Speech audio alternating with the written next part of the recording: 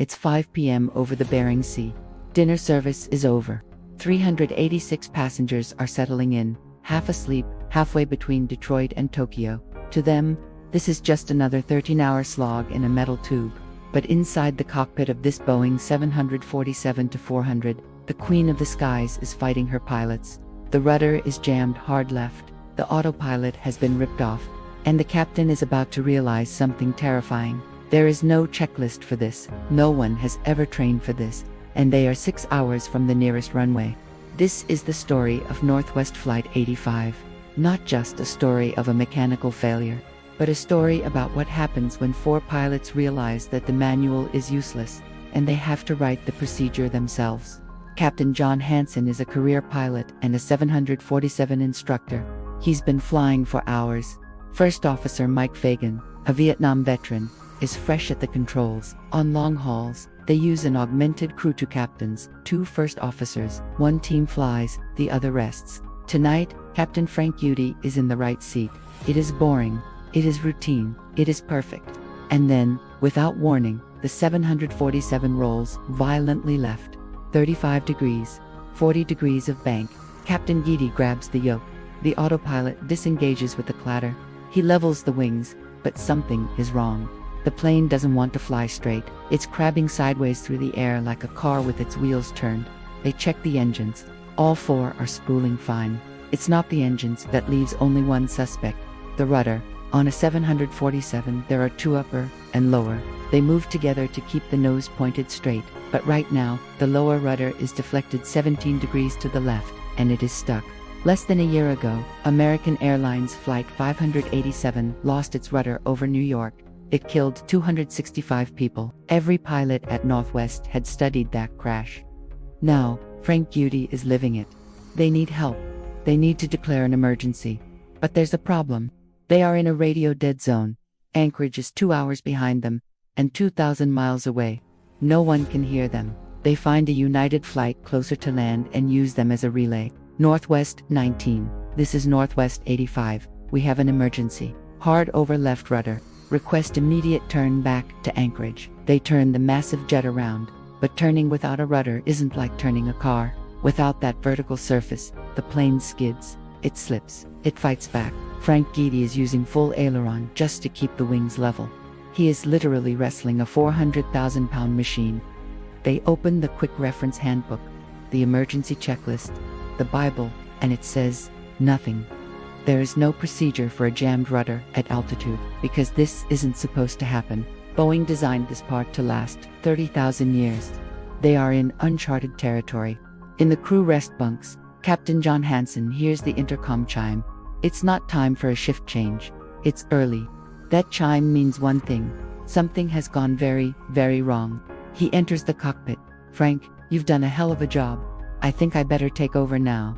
I have no problem with that. If anybody's going to ding this thing up, it's going to be me. This is the most dangerous moment of the flight so far.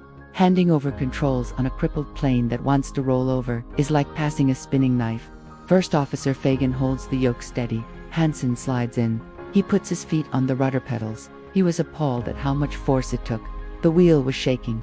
The whole plane was shaking. They decide to tell the passengers. Captain Guidi takes the PA. Ladies and gentlemen, we are dealing with a malfunction. We have turned back to Anchorage. We are calling this a red emergency. A red emergency. In aviation, that's the big one. That's the phrase that means, prepare for a crash. In the back, a passenger asks a flight attendant, "Are you afraid?" She admits the truth. Yes, but she also says, "We have the best pilots." Meanwhile, in the cockpit, the physical toll is setting in. Captain Hansen tells him, "John, my leg is cramping up. I can't hold this. The force required is immense. They can only hold it for 10 minutes at a time." So they swap, like boxers tagging in. Hansen flies, then Fagan flies. They pass the plane back and forth. A choreography of survival. Anchorage is surrounded by mountains. The weather is marginal. The crew knows they only get one shot. No go-arounds, no second chances. It has to be perfect. If there's ever a time to fly the perfect approach, it's this one. They decide to configure early flaps gear. Each time they change the configuration, they risk losing control, but they need to know how the jet will behave before they commit. John Doy gives one critical suggestion. Add 20 knots to your approach speed. It's not in the manual, but it works. The extra speed gives them more control authority. Now, they face the final problem. Landing roll. Once the nose gear touches down, they won't be able to steer. Captain Hansen gives the order. Dave, get on the levers. Engines 1 and 2 up, 3 and 4 down. Differential thrust. They will steer the 747 using the throttles. Left engine power pulls left. Right engine power pulls right. It's crude. It's dangerous. It's their only option. The runway is wet. The plane is heavy. The rudder is still jammed. Northwest 85, cleared to land. Emergency equipment standing by. Okay, everyone, here we go. Prepare for impact. Touchdown. The main gear hits. Reverse thrust deploys. Captain Hansen works the tiller. First Officer Fagan holds the yoke. The plane shudders. It wants to veer off. But the differential thrust holds its center line. We got it. Good job, Mike. They made it. Controllers look at the tail of the plane. Hydraulic fluid is streaming out. The rudder is cocked hard left. One controller keys the mic. Northwest 85. That's quite the rudder you got there. Must have been a hell of a ride. Captain Hansen replies, deadpan. Yeah, real joyride. Investigators found the culprit. A 2.5-inch aluminum end cap on the power control module had fractured. This specific plane was the oldest 747-400 in the world. It had flown more takeoffs and landings than any of its siblings. But the scary part, the root cause was never 100% confirmed. Fatigue, stress, a ghost in the machine. 4 years later, an Air France Cargo 747 had the exact same failure. This time, investigators found a manufacturing defect. The FAA issued an airworthiness directive.